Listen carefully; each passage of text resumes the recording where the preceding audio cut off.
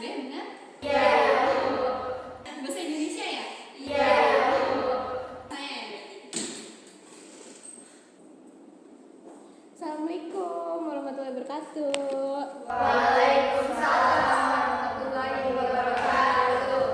Pertemuan pertama ya sama saya? Iya. Oke, berarti kita perkenalan dulu ya. Perkenalkan, nama Ibu Hafidah Nuraini, boleh dipanggil Ibu Hafidah aja. Coba di sini ketua kelasnya mana? Saya Ibu. Siapa namanya? Ayla. Perkenalan dulu aja ya semuanya ya. Boleh. Ya boleh. Dari mana lagi? Perkenalkan, nama saya Naila Ramadini. Di sini saya sebagai ketua kelas. Perkenalkan, nama aku Rusani, aku biasa dipanggil Arum. Di sini aku sebagai sekretaris. Perkenalkan, nama aku Dara Kandani. Di sini aku sebagai bendahara Ibu. Perkenalkan, nama saya Nurisi Aprila, biasa dipanggil Kiki. Di sini saya sebagai wakil Ibu. Perkenalkan, nama saya Solistiani, bisa dipanggil Solis. Aku di sini sebagai seksi keamanan. Oke. Unik ya, kalian semua punya job. Oke, keren. Kalau waktu tahun kemarin, waktu kelas 10 tuh kalian udah pelajari apa aja kalau boleh tahu? Banyak sih. Argumentasi, Iya, terus observasi, iya, observasi, eksposisi, observasi juga. Pas di luar juga ada. Jadi di pertemuan pertama kita hari ini, Ibu mau menjelaskan mengenai metode SQ3R. Nanti Ibu ada satu teks argumentasi. Ketua kelasnya boleh nomornya ke Ibu, Boleh Ibu. kirim ke sana. Nomor saya 0813. Oke, dah. Ibu udah kirim ya satu teks. Nanti kalian tolong dilihat dulu teksnya. Boleh dibuka grupnya. Ada yang nggak bawa HP ya? Iya Ibu, aku lupa. Ya udah berdua aja sama temennya ya. Ketua udah dikirim. Sudah Ibu. Kalian lihat dulu dari judulnya, dari paragraf pertamanya dibaca dulu sekilas aja ya. Kalau kalian udah baca sekilas, Ibu mau minta kalian bikin satu pertanyaan mengenai teks yang Ibu kirim tadi. Kalian tadi udah baca sekilas ya mengenai judulnya. Mungkin dari judulnya kalian bertanya-tanya tentang ini isinya tuh apa sih, isi teksnya, atau dibaca sekilas dari paragraf pertama itu mengenai apa sih. Kalian bikin aja pertanyaan sesuka kalian. Yang udah bikin pertanyaannya Aku Udah Ibu. tunggu ya, dua teman kalian dulu. Nih anak-anak, itu kalian tahu kan kalau itu teks argumentasi? Tahu Ibu. Udah pernah belajar juga kan ya? Iya. Ada yang tahu gak teks argumentasi itu apa sih? teks yang berisi ajakan Ibu. Ada yang mau menambahkan dari jawaban Arum? Jadi teks argumentasi itu adalah teks yang berisi pendapat penulis tentang suatu peristiwa, sehingga penulis pun pengen ngajak pembaca itu memikirkan hal yang sama gitu. Betul. Itu apa judulnya teks yang kalian baca? Diversifikasi untuk ketahanan pangan. Nah, sekarang mengenai metode SQ3R. Nah, SQ3R boleh langsung catat ya. Nah, anak-anak, SQ3R ini terdiri dari 5 metode ya. Yang pertama ada survei, yang kedua ada question, yang ketiga ada read, yang keempat ada recite, dan yang kelima ada review. Nah, kenapa sih tadi Ibu ngirim teks ke ketua?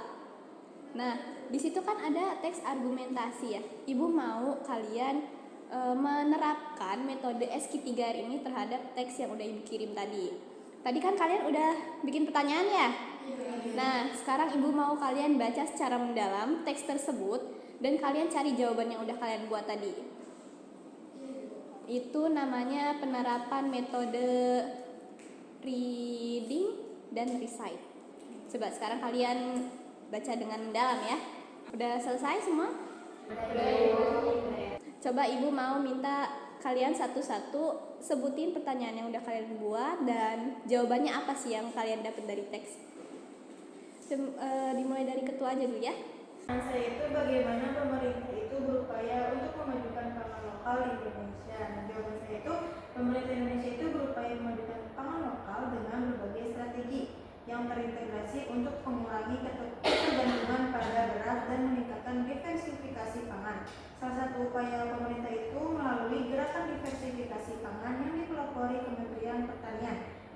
diadakan serentak di 34 provinsi sebagai antisipasi krisis pangan dan untuk memperkuat ketahanan pangan nasional. Oke, lengkap sekali jawabannya ya. Berarti kamu sudah membuktikan kepada ibu kalau kamu memang membaca secara mendalam ya. Sekarang siapa kamu namanya? Arum. Iya, Arum. Boleh Arum. Kalau di sini pertanyaan aku itu mengapa ketahanan pangan dianggap penting bagi Indonesia? Nah jawabannya karena ketahanan pangan ini mempunyai tingkat ketergantungan pada beras yang sangat tinggi. Nah jadi membuat bangsa Indonesia ini rentan terhadap krisis pangan jika pasokan si beras ini terganggu.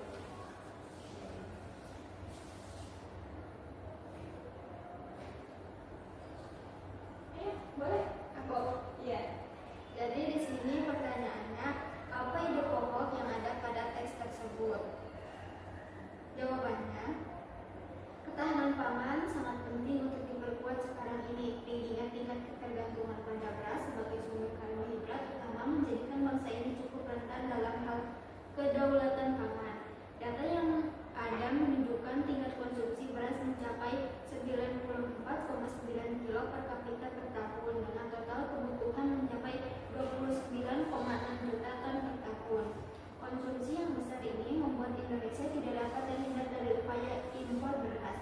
Memang produksi beras lebih tinggi daripada kebutuhan, tetapi pemerintah butuh impor sebagai persediaan untuk mengendalikan harga di pasaran. Kalau pertanyaan saya, mengapa pemerintah tidak bisa memaksakan kebijakan diverifikasi pangan di semua wilayah?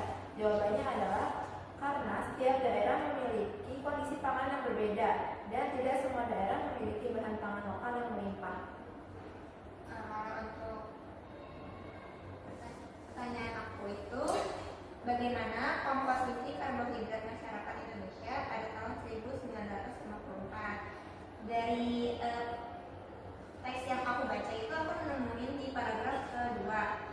Jadi dari data pada 1964, komposisi karbohidrat dalam struktur bangsa kita menunjukkan proporsi beras hanya 53,5%. Sisanya dipenuhi dari ubi kayu 22,6%, jagung 18,19%, dan kentang 4,99%. Akan tetapi kondisi itu terus berubah pada era Orde Baru. Pada akhir 80-an, proporsi beras semakin dominan mencapai 81,1%. Sisanya ubi kayu 10,02% dan jagung 7,82%. Bagus ya jawabannya, semua udah lengkap banget.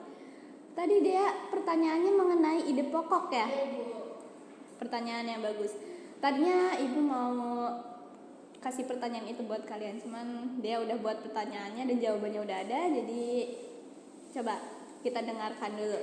Dea, kenapa kamu milih pertanyaan itu? Karena di otak saya tiba-tiba ingin tahu apa itu ide pokok. Jadi tadinya itu saya mau nanya ke ibu, apakah jawaban yang saya sebutkan itu sesuai dengan ide pokok pada teks tersebut apa enggak. Tapi ternyata tadi kata ibu itu sesuai dengan ide pokok. Seperti itu ibu. Ya betul. Coba ibu mau nanya sama Dea. Dea nyari ide pokok, jawabannya itu kayak gimana sih? Pertama itu baca semua teks dari paragraf awal sampai paragraf akhir ibu. Nah, kalau teman-temannya yang lain tahu nggak gimana caranya nyari ide pokok di sebuah tulisan? Yang saya tahu sih adanya di awal paragraf itu, awal kalimatnya itu. Betul kata Sulis. Baca awal kalimat, lalu baca akhir kalimat. Ada beberapa teks yang ide pokoknya tuh udah langsung ada di atas, udah di awal kalimat gitu. Jadi kalian nggak usah baca ke yang lainnya, tapi alangkah baiknya kalian baca awal kalimat dan akhir kalimat untuk menyimpulkan tuh ide pokoknya apa sih. Karena sebenarnya ide pokok tuh nggak perlu banyak-banyak deh.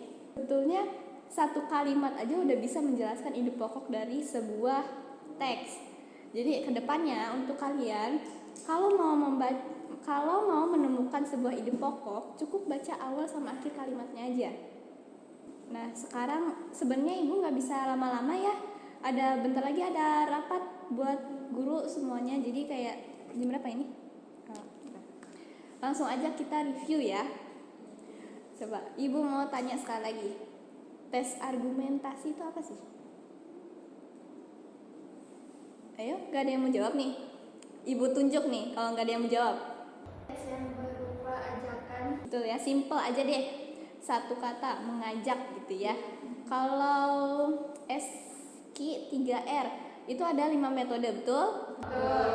Pertama, kedua, tiga, empat, lima.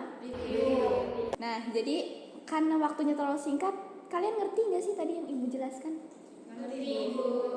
Benar. Nah, secara singkatnya adik-adik, survei itu kegiatan yang tadi Ibu kasih kalian teks ya. Terus kalian membaca sekilas. Nah, itu bisa dibilang survei. Nah, tadi yang kedua Ibu meminta kalian untuk membuat pertanyaan. Tujuannya apa sih? Ibu minta kalian bikin pertanyaan tuh Supaya tahu isi dari teks tersebut. Oke, betul. 100 buat ya. Yang ketiga tadi Ibu nyuruh kalian membaca ya. Dari pertanyaan yang udah kalian buat, kalian pasti harus tahu jawabannya kan? Makanya adanya membaca untuk recite. Untuk mencari jawaban yang udah kalian buat. Nah, Ibu minta kalian bikin pertanyaan, itu melatih kalian juga. Buat kalian tuh terbiasa membuat pertanyaan dulu sebelum menjawab. Karena nanti kalau kalian mau ke jenjang perkuliahan ya, nanti tuh kalian bakalan dapat soal UTBK. Kalau bahasa Indonesia itu soalnya kan pasti panjang ya. Gak mungkin dong kalian baca teks panjang-panjang kayak gitu ya. Itu ngabisin waktu. Nanti kalian gak bisa jawab soalnya loh. Makanya kalian tuh harus bisa bertanya dulu gitu. Kalian harus terbiasa dulu dengan pertanyaan, kalian baca dulu pertanyaannya, baru kalian cari jawabannya melalui reading dan recite. Terakhir ada review, kayak yang tadi setelah kita baca, kita tahu jawabannya, pasti kita harus mereview ulang untuk mengingat kembali jawabannya ya, biar jawabannya tuh makin nempel gitu di otak kalian. Mungkin segini aja kali ya pertemuan pertama kita. Ibu minta maaf karena kita nggak bisa lama-lama ya. Oke, kalau gitu udah waktunya Ibu rapat dulu. Kalian boleh belajar sendiri dulu atau mau pulang terserah lah. Ya boleh. Terima kasih ya anak-anak semuanya. Ibu pamit dulu ya. Assalamualaikum. Terima kasih, Madam.